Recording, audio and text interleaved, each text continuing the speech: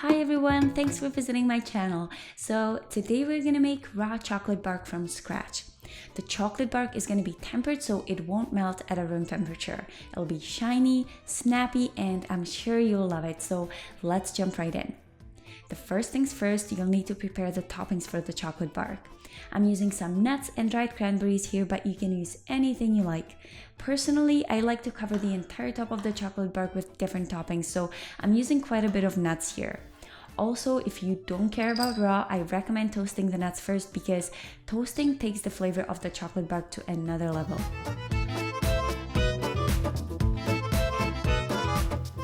Alright, so the next step is to get the dry sweetener ready. I'm using coconut sugar here, but you can use any dry sweetener you like. The key is to grind the sugar into a super fine powder.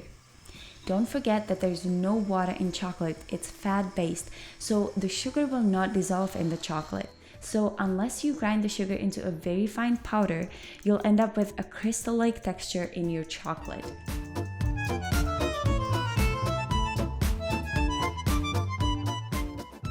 Now, the final ingredient to get prepped before we start tempering is the cacao butter. You'll want to grate it or shape it with a knife so it melts evenly. Then put the cacao butter shavings into a saucepan and start heating it up over a very low heat.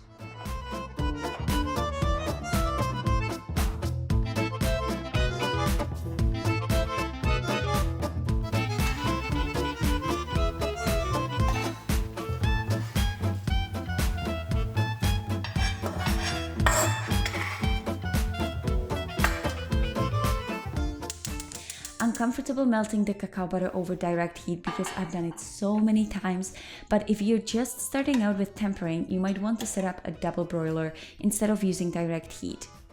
If you're not familiar with a double broiler, it's essentially a stainless steel bowl that sits on top of a pan of simmering water.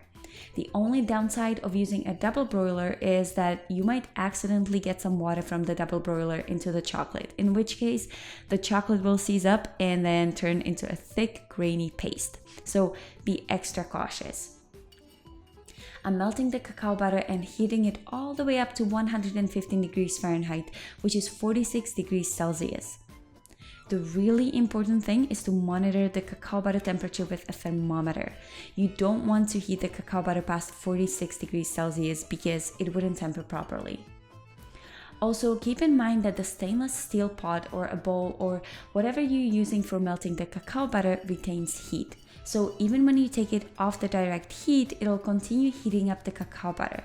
So I like to turn the stove off before the cacao butter reaches 46 degrees Celsius and then just use the heat of the pot to warm it up to 46 degrees.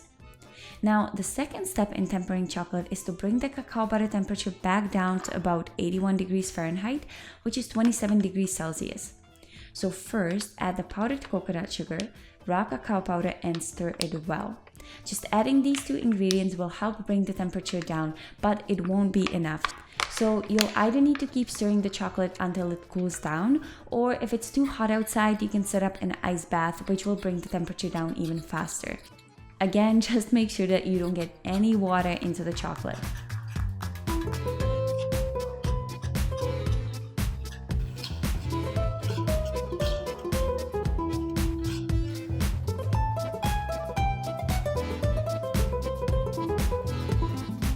Now, the final step in tempering chocolate is to bring the chocolate temperature back up to 88 degrees Fahrenheit, which is 31 degrees Celsius. If you're wondering why we keep manipulating the temperature, it's because we want to produce the right type of crystals in the chocolate. Essentially, depending on the temperatures, the cacao butter can form 6 different types of crystals, but only one type produces chocolate with the best sheen, snap, and taste to it. I wrote an article about tempering chocolate on my blog, so if you want to read more about it, I'll have a link to the article in the description box below.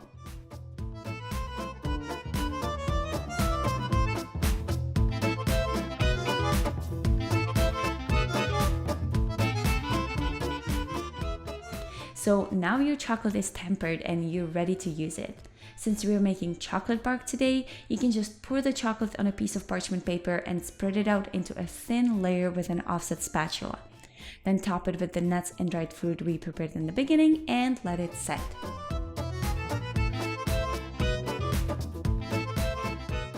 The finished chocolate should be firm, glossy, and snappy.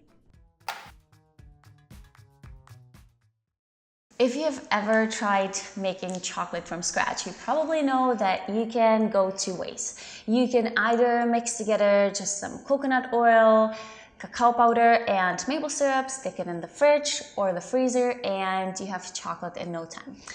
The problem with that is that as soon as you take that out of the fridge, it starts to melt in your hands, and that's why we temper chocolate. So tempered chocolate should be shiny, it should be snappy, and it will not melt in your hands when you take it out of the fridge.